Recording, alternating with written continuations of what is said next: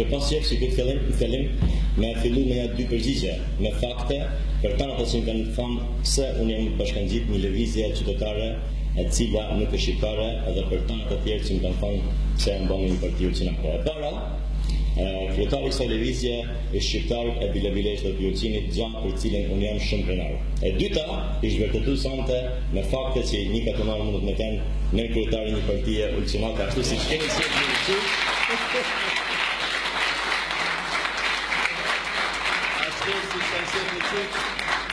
Ashtu si kanë qenë të keqdarësit, na nuk i shikojmë kundërshtot, për këtë arsye lëvizja qytetare ura është ndryshe prej tana partive tjera, sepse tek ne vlerësohet meritokracia dhe jo nepotizmi dhe vlerësohet puna e jo xhepi. Prandaj në këtë rast i bëj thirrje gjithë atyre trive dhe trejave të cilët kanë qenë të dhanë kontributin e vet, kanë ide, vizione dhe projekte për të ardhmen, le të na bashkangjiten sepse dera është e hapur për të gjithë.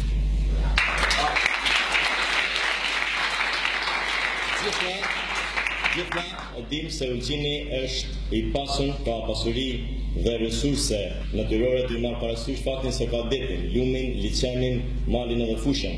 Dhe njëkohësisht gjithna kesh pasuni që ti vani ja ka dhënë Zoti, por gjithna dim se Ulcini është qyteti më i varfër i Bregdetit Malizi, edhe njëkohësisht ka pagën minimale më të vogël nga gjithë qytetet tjerë të Malizi. Edhe kjo dhuratë që këtij qyteti ja ka bërë kjo administratë e cila është e paftë në menaxhu këto resurse dhe pasuri natyrore. Prandaj shtyp për ku është këtë ndisë Ulcini, i cili vetëm para pak vitesh është cilësu si perla e Adriatikut dhe njëkohësisht ka kanë edhe lokomotiva turizmit Malizi.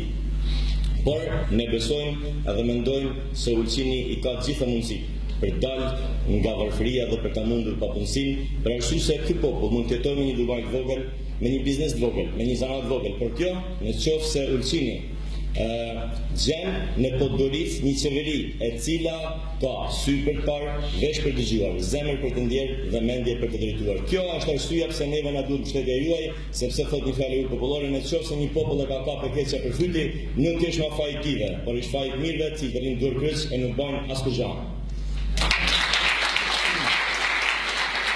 Një duhet në thënë disa fjalla dhe për kundërshtarët tonë politik, sepse sa më shumë që afrohet data zgjedhjeve, aq më shpeshta janë sulmet ndaj lëvizjes qytetare ura. Sfundi janë të na akuzuar që edhe na kanë pjesë e pushtetit të s'kena bërë asgjë. Normal që kesh një alibi vetëm për me kamuflu dështimet e veta, sepse gjithë dim se qëllimi jon ka qenë sinqert. Na kena hyrë me mbështet atë koalicion vetëm që me lanë DPS-in për jashtë, në këmbim nuk kena kërku absolutisht asgjë. Kështu që për këta shqip forca, edhe me hyrë në koalicion me ta, je armik, me kërku nga dhe koalicionit, je dy herë armik, me dash me kërku, me luftu nepotizmin ose korrupsionin, je armiku i mikut, me dash me kërku transparencë, je miku i armikut. Por, në qoftë se i mohon tana, për këta shqiptar, atëherë ti je mik. Po je vetëm mik, po je edhe i vyer, i lyer, i ngjyrë, e i shpërblyer. Bile i edhe besnik. Për zgjedhjen e shqiptarëve në Malizi sot janë fajtor vetëm partitë politike shqiptare. Ata që ngërdheshen për flamur, e që po të njëjtin flamur, e shkelin, e hjerrin, e përqudnojnë vetëm për deri postë në qeveri ose për ndonjë cent në zhvillollogarinë e tyre. Ka ndodhur rasti paradoktik kur Otranti është dënuar me 500 euro gjë vetëm se një tifoz ka çu flamurin e vet kombëtar, që është gjë e më normale në botë.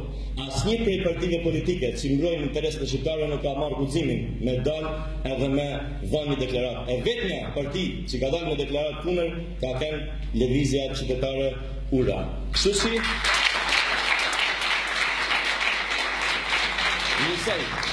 njësaj se sa punojnë ta për drejtat tona e kanë kallëzuar, edhe në zgjedhjet e parafundit, edhe të fundit parlamentare në Malizi. Ku zgjedhjet e parafundit, Forca ka bërë koalicion me Vasil Sinishten, ndërsa PD-ja ka bërë koalicion me Nik Xheloshen. Ndërsa në zgjedhjet e fundit, Forca ka bërë me Nikën koalicion, ndërsa PD-ja me Vasil Sinishten. Çfarë do të thonë kjo? Kush me gjika këto? Do me thonë se ta janë të njëjtit aktorë, por çka do të ndrohen dashnorë? Pse? Me mbrojt dashurinë e vjetër,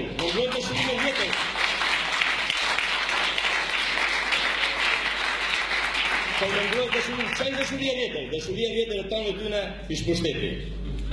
Ju nuk kërkoni më shumë drejta, për shqiptarët e Malizi, ju nuk kërkoni më shumë pjesëmarrje, ju nuk kërkoni më shumë punësim, ju nuk kërkoni arsim cilësor e gjithçka që na takon neve si popull autokton.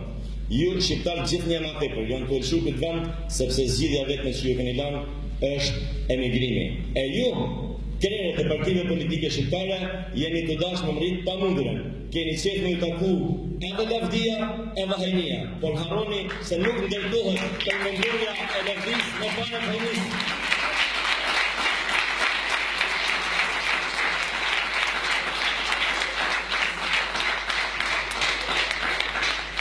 Më folë të këtë në ala.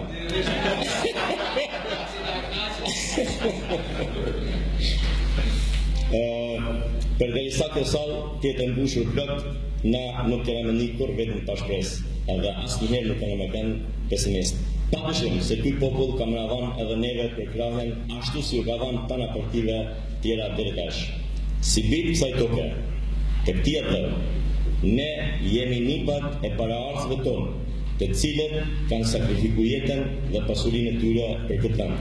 Prandaj, ne do të punojmë bashkë gjithë për të treguar njëri tjetrit, por edhe gjithë populli se na kena talentin, vlerat dhe vendosmërinë për të ngritur në lartësinë e amanetit parë tonë dhe borxhit që ju kemi gjithë fëmijëve të Turqinit. Na kur nuk kena më bërë atyne, që në vendin e vetë, në tokën e vetë, në dhonën e vetë, kanë në zgjat në korruptu, në abuzu me pushtetin edhe kanë me bë pa drejtësi popullit vetë.